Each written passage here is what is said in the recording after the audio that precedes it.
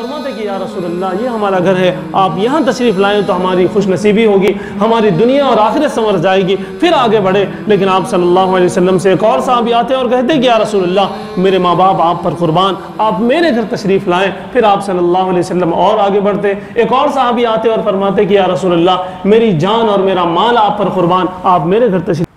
رب اشرح لي صدري ويسر لي أمري واحلل عقدة من لساني يفقه قولي اللهم صل على محمد وعلى آل محمد كما صليت على إبراهيم وعلى آل إبراهيم إنك حميد مجيد اللهم بارك على محمد وعلى آل محمد كما باركت على إبراهيم وعلى آل إبراهيم إنك حميد مجيد۔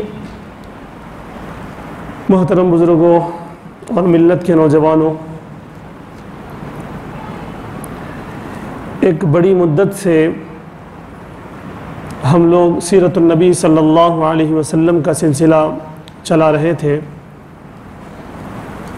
رمضان المبارک کے آمد پر اس سلسلے کو کچھ 1.5-2 مہینے پہلے روک کر رمضان المبارک کے استقبال اور رمضان المبارک کے مسائل، روزے، زکوٰۃ، صدقہ فطر وغیرہ کے سلسلے میں 1.5-2 مہینے سے خطاب چلتا رہا۔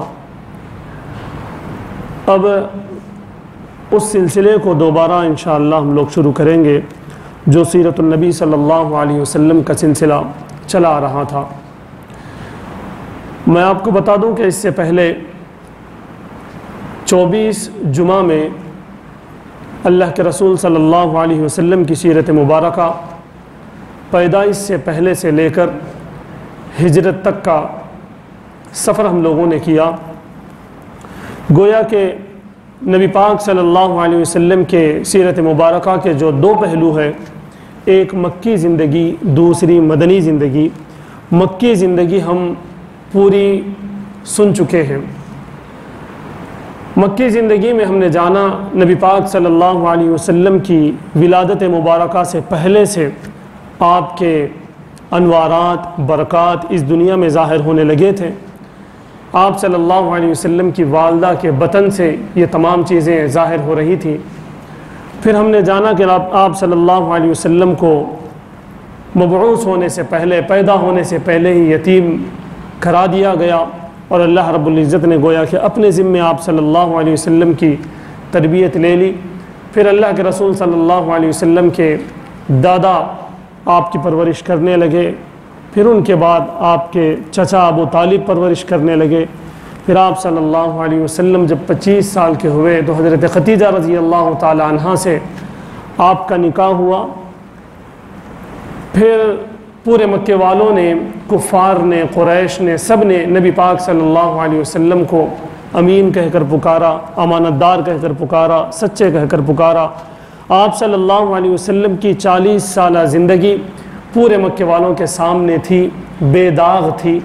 آپ کی نگاہیں صاف و شفاف، آپ کی زبان بھی پاک صاف، آپ کا ہر عمل مکے والوں کے سامنے تھا کہ ان جیسا نوجوان پوری دنیا میں گویا کہ کوئی نہ تھا، اور لوگوں نے مان بھی لیا تھا کہ آپ صلی اللہ علیہ وسلم کے جتنا شریف النفس اور شریف آدمی پوری دنیا میں کوئی نہیں ہے۔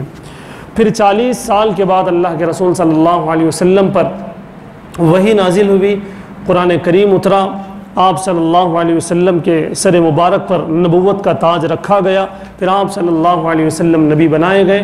تو اس وقت پوری قوم نے سوائے چند کے آپ صلی اللہ علیہ وسلم کا نبوت کا انکار کیا، اور آپ صلی اللہ علیہ وسلم کو گویا کہ ذلیل کرنے کی کوشش کی، تکلیفیں دینے کی کوشش کی۔ اور آپ جان چکے ہیں کہ اللہ کے رسول صلی اللہ علیہ وسلم نے علی الاعلان بھی نبوت کا دعویٰ شروع کر دیا اور دین کی دعوت دینا شروع کر دیا۔ اس کے بعد کفار مکہ نے آپ صلی اللہ علیہ وسلم کو باضابطہ ستانا شروع کیا۔ پھر حضرت خدیجہ، حضرت ابو بکر صدیق، حضرت علی اور حضرت زید نے سب سے پہلے رضی اللہ عنہم انہوں نے اسلام قبول کیا، پھر دھیرے دھیرے حضرت حمزہ بھی اسلام میں آ گئے، پھر حضرت عمر رضی اللہ تعالیٰ عنہ بھی اسلام میں آ گئے، آپ جانتے ہیں۔ پھر کفار کا ستانہ اور زیادہ ہو گیا، جس کی وجہ سے حبشہ کا صحابہ اکرام نے ارادہ کیا اور ہجرت فرمائی۔ حبشہ جانے کے بعد بھی وہاں بھی ایک پروپیگنڈا ہوا۔ آپ صلی اللہ علیہ وسلم کے صحابہ کو واپس لانے کے لیے مکے کے جو قریش تھے، مکے کے جو دین کے دشمن تھے، اللہ کے اور اللہ کے رسول کے دشمن تھے، وہ شاہ حبشہ کے سامنے جا کر آرگومنٹ کرنے لگے کہ جو مسلمان مکے سے آپ کے پاس آئے ہیں ان کو واپس بھیج دو۔ لیکن آپ جانتے ہیں حضرت جعفر رضی اللہ تعالیٰ عنہ کی تقریر نے شاہ حبشہ پر ایسا اثر کیا کہ اس نے انکار کر دیا کہ ہم مسلمانوں کو یہاں سے واپس بھیجیں گے۔ کچھ مسلمان، بعض نے کہا 73، بعض نے کہا 72، 71، 71 یا 73 جو مسلمان تھے وہ شاہ حبشہ کے پاس گئے تھے، وہیں پناہ لی اور وہیں وہ زندگی گزارنے لگے۔ پھر کچھ دن بعد اللہ کے رسول صلی اللہ علیہ وسلم کو اور پورے صحابہ کو شعب ابی طالب میں بند کر دیا گیا، جس کے بارے میں آپ حضرات کے سامنے تفصیل سے اس کا واقعہ آیا تھا۔ آپ صلی اللہ علیہ وسلم اور صحابہ اور ان کے خاندان والوں کا بائیکاٹ پورے 3 سال ہوا۔ 3 سال کے بعد جب بائیکاٹ ختم ہوا، اس گھاٹی سے واپس آئے تو اللہ کے رسول صلی اللہ علیہ وسلم کی زوجہ محترمہ حضرت خدیجہ کا بھی انتقال ہو چکا تھا، اور آپ صلی اللہ علیہ وسلم کے دادا چچا حضرت عبد المطلب کا بھی، ابو طالب کا بھی انتقال ہو چکا تھا۔ تو یہ سال آپ صلی اللہ علیہ وسلم یہاں پر تھک ہار کر آپ صلی اللہ علیہ وسلم نے ارادہ کیا تھا طائف کا۔ آپ جانتے ہیں طائف میں آپ صلی اللہ علیہ وسلم کو کیسے دھتکارا گیا، کیسے پھٹکارا گیا۔ آپ صلی اللہ علیہ وسلم کو پتھروں سے چور چور کیا گیا، آپ کا پورا جسم مبارک خون سے لہو لہان ہو گیا۔ آپ صلی اللہ علیہ وسلم طائف سے بھی نامراد واپس لوٹے۔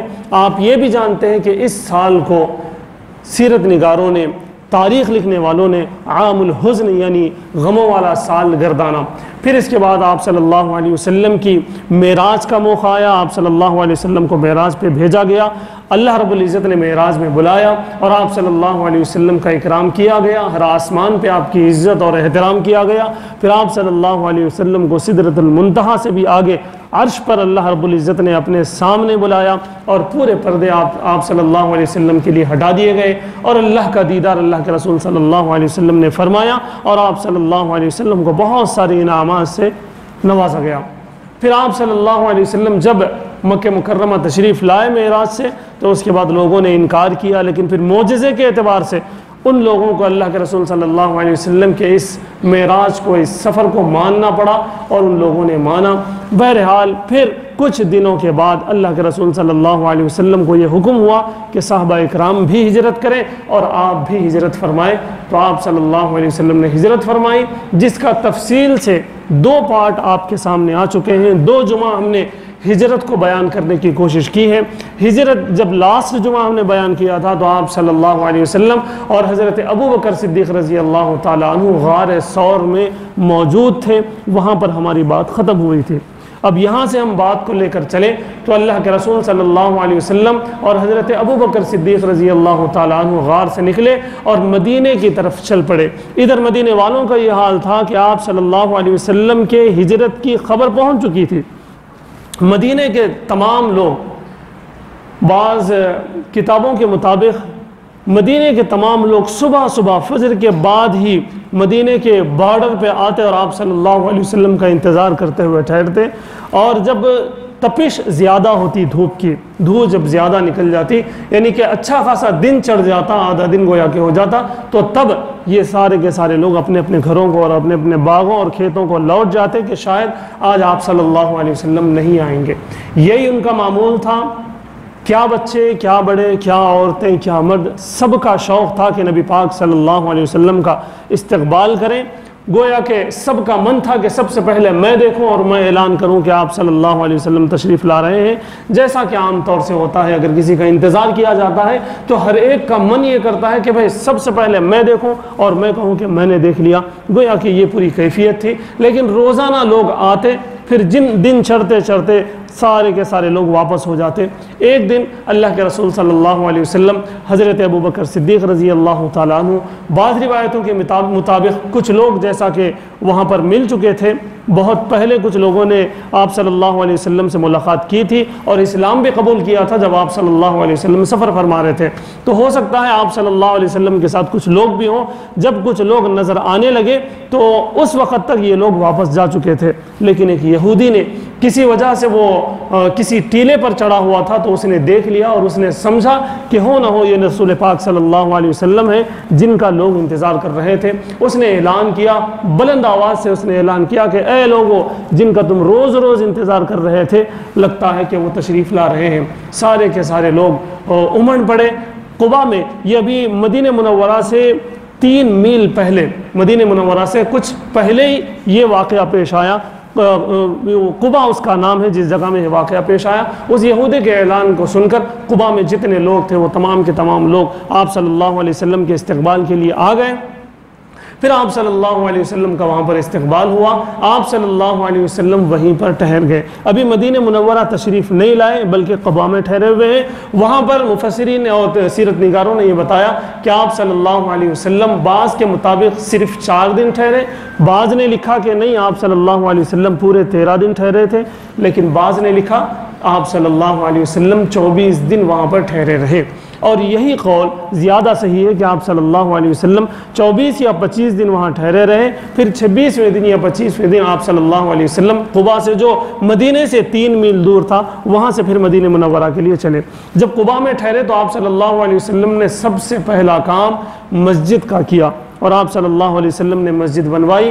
جیسا کہ لوگ حج کے لیے اور عمرے کے لیے جاتے ہیں تو مسجد قباء میں جاتے ہیں اور 2 رکعت نماز وہاں پر پڑھنے کی کوشش کرتے ہیں. کوئی 4 پڑھ لیتے ہیں. بہرحال وہاں نماز پڑھنے کا ایک رواج ہے اور جانا بھی چاہیے، اس لیے کہ وہ سب سے پہلی مسجد ہے جس کے بارے میں اللہ رب العزت نے قرآن کریم میں بھی بتایا کہ یہ وہ مسجد ہے جس کو تقوی کی بنیاد پر رکھا گیا ہے اور اس تقوی کی بنیاد پر یہ مسجد بنائی گئی ہے اور اس مسجد میں نماز ہونی چاہیے. ایسی مساجد بنانی چاہیے.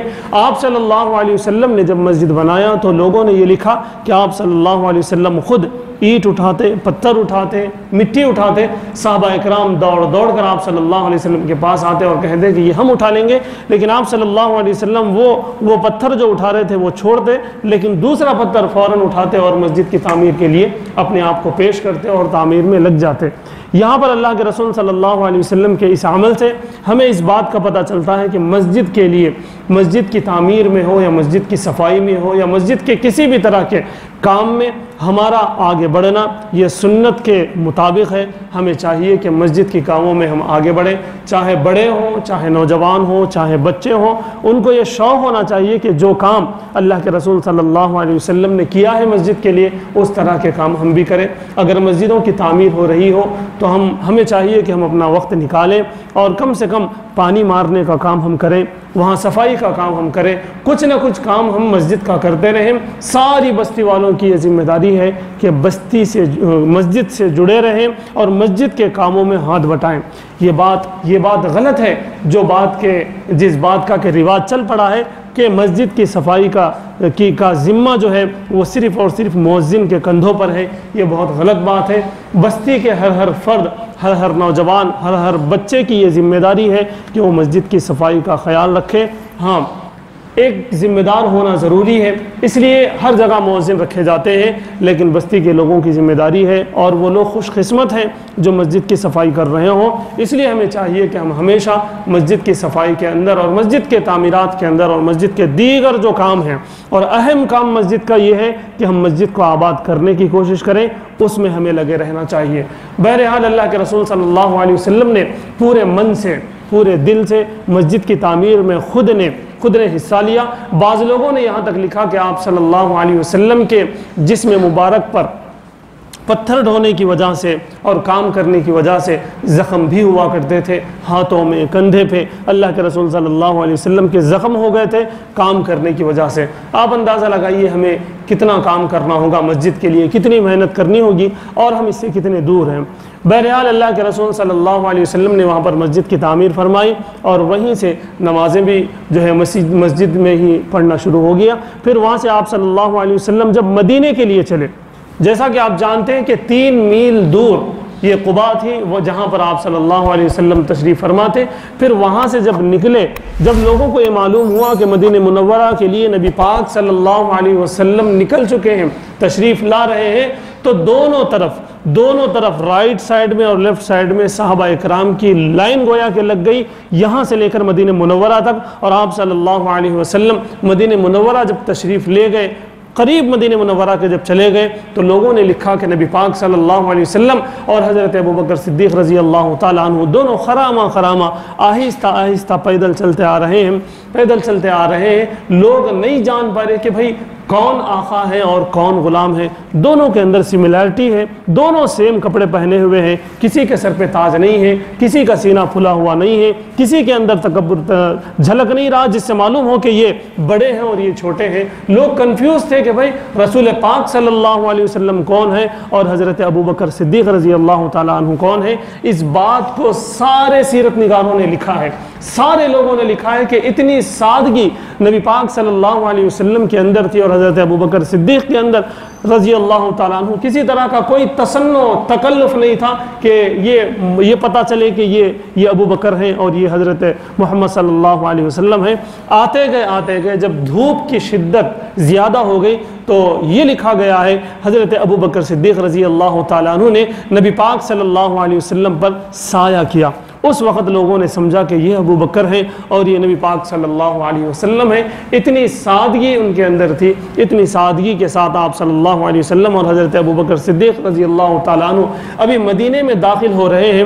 جیسا مدینے میں داخل ہونے لگے، میں آپ کو کیا بتاؤں، بالکنیوں میں پردے کے ساتھ عورتیں ٹھہری ہوئی ہیں، مرد پورے باہر نکلے ہوئے ہیں، بچے پورے باہر نکلی ہوئی ہیں، بچیاں پوری باہر نکلی ہوئی ہیں، گویا کہ کوئی ایک عید منا رہے ہیں۔ ایسا پورا سما تھا، کہیں سے پھول برسائے جا رہے ہیں اور بچیاں جو ہیں نغمے گا رہی ہیں، گیت گا رہی ہیں، طلع البدر علینا من ثنیات الوداع۔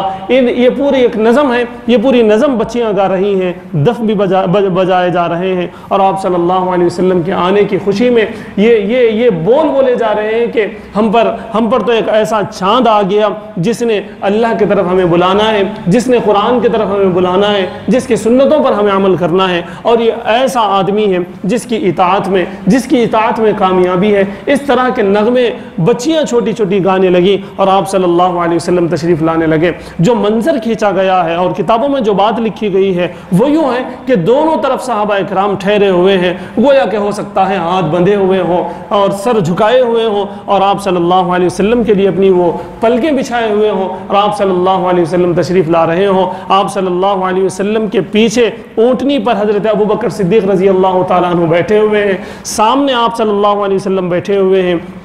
جیسے جس صحابی کا گھر آتا، ظاہر سی بات ہے جب آپ صلی اللہ علیہ وسلم چل رہے ہیں سب لوگ اپنے اپنے گھروں کے سامنے ٹھہرے ہوئے ہیں دونوں طرف۔ جب جس کا گھر آتا نبی پاک صلی اللہ علیہ وسلم کی خدمت میں لوگ حاضر ہوتے اور فرماتے کہ یا رسول اللہ یہ ہمارا گھر ہے، آپ یہاں تشریف لائیں تو ہماری خوش نصیبی ہوگی، ہماری دنیا اور آخرت سنور جائے گی، پھر آگے بڑھے۔ لیکن آپ صلی اللہ علیہ وسلم سے ایک اور صحابی آتے اور کہتے کہ یا رسول اللہ میرے ماں باپ آپ پر قربان، آپ میرے گھر تشریف لائیں، پھر آپ صلی اللہ علیہ وسلم اور آگے بڑھتے۔ ایک اور صحابی آتے اور فرماتے کہ یا رسول اللہ میری جان اور میرا مال آپ پر قربان، آپ میرے گھر تشریف لائیں۔ لیکن آپ صلی اللہ علیہ وسلم وہاں ارشاد فرماتے ہیں کہ اونٹنی، میری یہ اونٹنی اللہ کے حکم کی معمور ہے، جہاں یہ اونٹنی رک جائے گی، جہاں یہ اونٹنی بیٹھ جائے گی، جہاں میری سواری بیٹھ جائے گی وہیں میرا ٹھکانہ ہوگا، وہیں پر میں اتروں گا۔ یہ اللہ کی طرف سے فیصلہ تھا، کسی کی بھی دل آزاری نہ ہو، یوں اللہ رب العزت نے یہ فیصلہ فرمایا۔ آپ صلی اللہ علیہ وسلم نے کہہ دیا کہ بھئی میرے ذمہ نہیں ہے، یہ تو اللہ کے ذمہ ہے۔